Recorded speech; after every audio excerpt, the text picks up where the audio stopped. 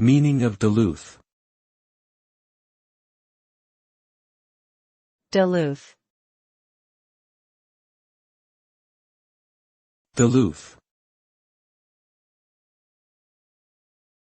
Duluth. Duluth. Duluth is a city in the state of Minnesota in the United States. The name Duluth is derived from the French word Duluth, which means from Duluth. The name was given by Daniel Greysolon, Sieur du Lut, a French military officer who arrived in the region in 1679. Duluth is known for its scenic beauty, with attractions such as Lake Superior, the largest of the Great Lakes, and its surrounding hills and forests. It also has a thriving tourism industry, active port, and diverse economy based on healthcare, education, and technology.